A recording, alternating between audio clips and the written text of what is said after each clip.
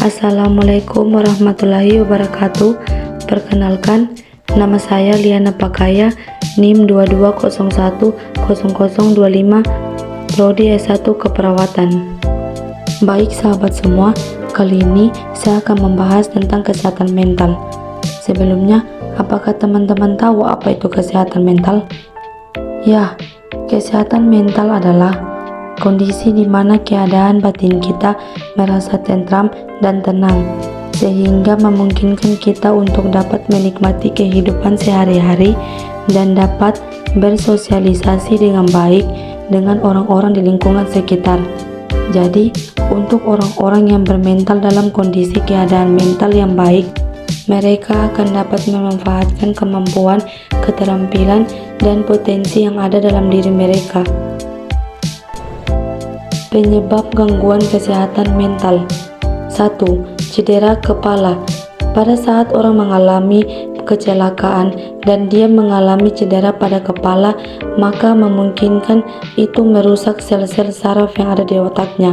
2. Faktor genetik. Ketika orang tuanya mengalami gangguan kesehatan mental, maka ketika mereka punya anak, maka anak itu juga akan mengidap penyakit yang sama. 3. Kekerasan dalam rumah tangga atau pelecehan seksual. Nah, teman-teman, ini yang paling banyak kasus terjadi khususnya di Indonesia, di mana banyaknya kasus kekerasan atau pelecehan lainnya, yaitu di mana ada anak di bawah umur mereka mengalami kekerasan yang dilakukan kedua orang tuanya atau mungkin dilakukan oleh orang-orang asing, dan juga ketika anak di bawah umur itu mengalami pelecehan yang mungkin dilakukan oleh ayahnya sendiri untuk anaknya yang perempuan atau mungkin oleh orang-orang asing yang tidak dikenal olehnya. Jadi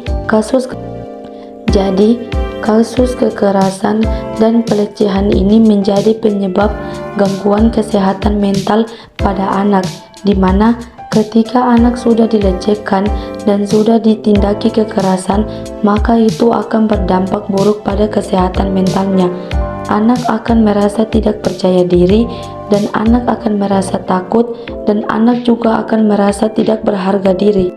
4. Memiliki kelainan senyawa kimia otak atau gangguan pada otak, yaitu menyangkut sel-sel pada otak yang kemungkinan besar akan mengalami gangguan kesehatan mental. 5. Mengalami keadaan diskriminasi dan stigma, di mana ketika orang-orang sosial itu dan masyarakat menjauhi dia, maka dia akan merasa tidak ada yang sayang kepada dia. 6. Mengalami kehilangan atau kematian seseorang yang sangat dekat.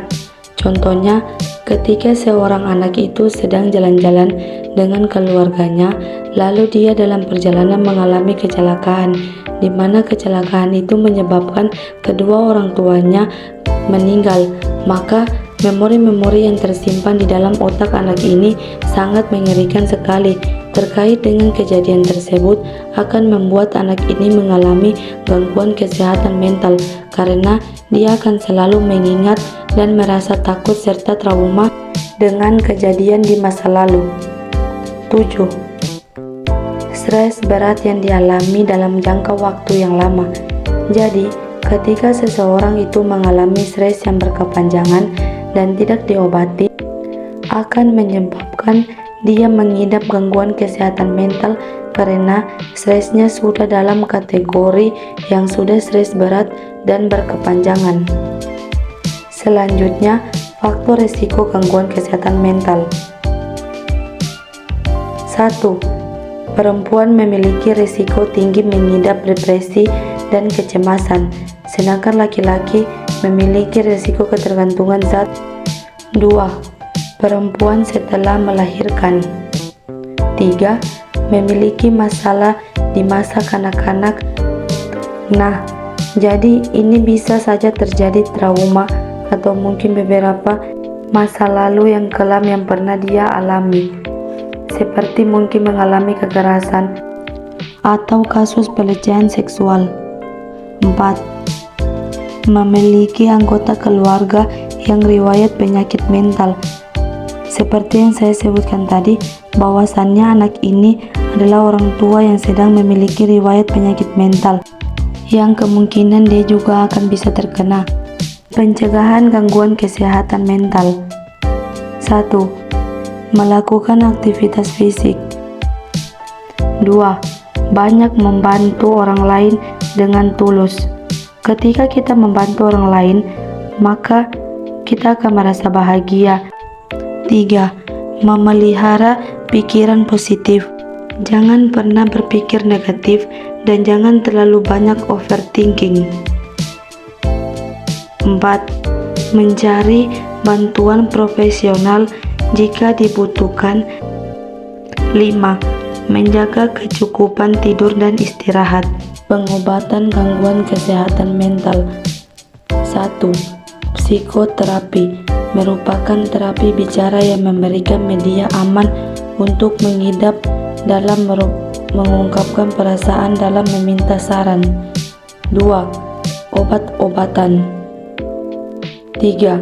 Rawat inap. Jika memang penyakit ini sudah akut, maka perlu untuk dirawat inap dan diberikan pengobatan yang insentif. 4. Support group. Selain diri sendiri, yaitu seperti keluarga dan orang-orang terdekatnya. Pesan saya yaitu mampu menjadi diri sejatimu adalah salah satu komponen terkuat dari kesehatan mental yang baik. Sekian dari saya, bye-bye. I've been searching for this all my life. You're just my type. I've been looking for a boy who can treat me right. Your dark hair with those eyes so bright. They look into my soul and it sparks my life. Can I take you there?